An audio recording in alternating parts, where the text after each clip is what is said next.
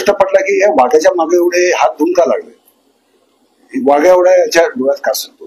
तर मी त्याचा अभ्यास करत गेलो, मला काही पुरावे मिळत गेले आणि पुरावे मिळाल्यानंतर मग मी पुस्तकच लिहिलं, भूषणही केलं, ते आपल्याला सगळ्यांना माहितच आहे.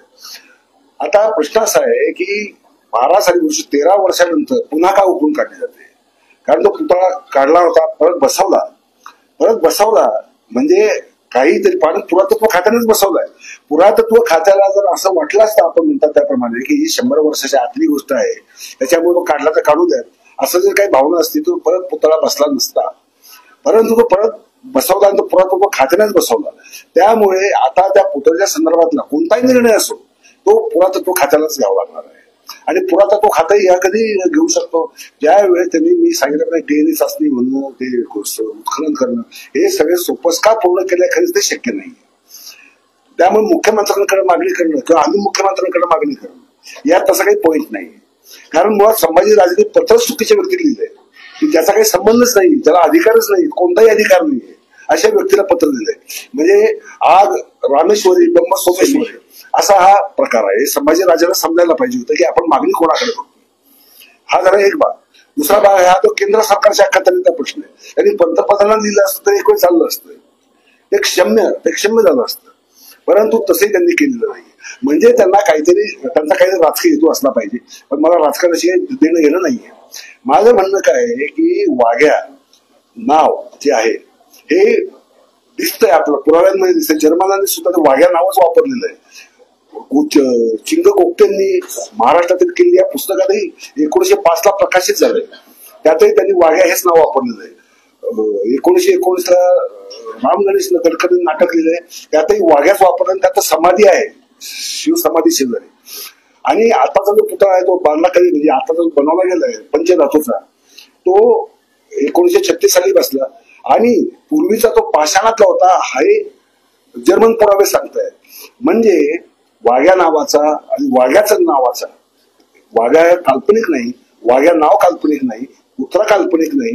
आणि त्याची स्वामीनिष्ठेच्या कथा ज्या आहेत, दंतकथा ज्या आहेत, आता इतिहासात जसं हिरकणीच असतं. तुम्ही इतिहास अभ्यासक आहात तर इतिहासाची तोडमोड केली जाते, नोटबुक केली जाते, असं तुमच्या मनात दुःख आहे. आणि दुसरं मुख्यमंत्र्यांना तुम्ही सुद्धा पत्र लिहून या संदर्भात त्यांच्या काळावर माहिती काढणार आहात. 2 गोष्टी, इतिहासाची तोडमोड किंवा इतिहासाचे खेळलं जातं किंवा पॉलिटिकली मोटिवेटेड इतिहासकार जे इतिहासाचं रूप बदलतात. आणि सध्या ते प्रमाण कोणी संघवादी इतिहासकार असतो, कोणी ब्रिगेडवादी इतिहासकार असतो. मी ना संघाचा ना ब्रिगेडचा ना बहुजनवादी. पण माझा संबंध फक्त जे मला इतिहासात सत्य दिसतं त्या सत्याशी घेणं आहे. हे म्हणजे तुकारामांची जी युक्ती, सत्य असत्याशी मन केले ग्वाही मानेल नाही बहुमता. आता मी ही भूमिका घेतो. मी तो धनगर नाहीये, लक्षात घ्या. तरी सुद्धा मी या प्रश्नामध्ये सुरुवातीपासून काय आहे, कारण मला माहिती आहे की वाघ्या पुतळा हा ऐतिहासिक आहे. त्यामुळे मी या प्रश्नामध्ये सुरुवातीपासूनच गुंतलेला आहे. आता राहिली मुख्यमंत्र्यांच्या पत्राची गोष्ट. काल मी मुंबईवरनं परत आलो. मुंबईला माझा समता महोत्सव होता, त्याच्यात व्याख्यान होतं. मी काल परवा रात्री उशिरा परत आलो आणि सकाळी 10-10:30 जागा झालो. आणि तेव्हापासून चॅनलचे फोन हे असं झालं. मला ते माहितीही नव्हतं की यांनी कधी पत्र लिहिलं संभाजीराजांनी. मग ते पत्र मिळवलं, ते वाचलं. पण सारा दिवस माझा चॅनल्स आणि काही लाईव्ह करण्यामध्ये दिवस गेला, यामध्ये ते राहून गेलं. आणि आता ही प्रेस कॉन्फरन्स आहे. यानंतर मी काय करणार, मी फक्त मुख्यमंत्र्यांना पत्र लिहिणार नाहीये. मी राज्यपालांना लिहीन, मुख्यमंत्र्यांना लिहीन, विरोधी पक्षाला लिहीन, पंतप्रधानांना लिहीन, सांस्कृतिक मंत्रालयाला पत्र लिहीन. आणि हायकोर्टामध्ये अशा प्रकारची कोणती अनैतिहासिक वक्तव्य करून कोणताही वाद, म्हणजे फक्त वाघ्या कुत्राच नव्हे, महाराष्ट्रातल्या कोणत्याही ऐतिहासिक स्थानाबद्दल काहीतरी उपद्व्यापी बोलून समाजामध्ये तेढ निर्माण करू नये, याच्यावर बंदी घालावी किंवा याच्यावर काहीतरी काय म्हणतो आपण सेव मोठो एक दाखल करावं आणि याच्यावर सरसकट बंदी घालावी. कुणी अशा प्रश्नांबद्दल बोलू नये. हे इतिहासकारांचं काय, ते इतिहासकारांना कळू देत ना. इतिहासकारांमध्ये मतभेद असू शकतात. छावा चित्रपट बघून आपण संभाजी महाराजांचा इतिहास शोधतो. कादंबऱ्या, नाटकं ही इतिहासाची साधनं अजिबात नाहीये. ती कथाकार, कलाकार, मी कादंबरीकारही आहे. त्यामुळे मी इतिहासावरच कादंबरी लिहितो. तर मला काही काल्पनिक प्रसंग निर्माण करायचं तर मी माझ्या मजदुराप्रमाणे, माझ्या आवडीप्रमाणे ते निर्माण करतो. आणि मुळात राजसन्यास नाटक हे अपूर्ण आहे. ते मुळात अपूर्ण नाटक आहे. पण त्याची जी अर्पण पत्रिका आहे ती मात्र पूर्ण स्वरूपात उपलब्ध आहे.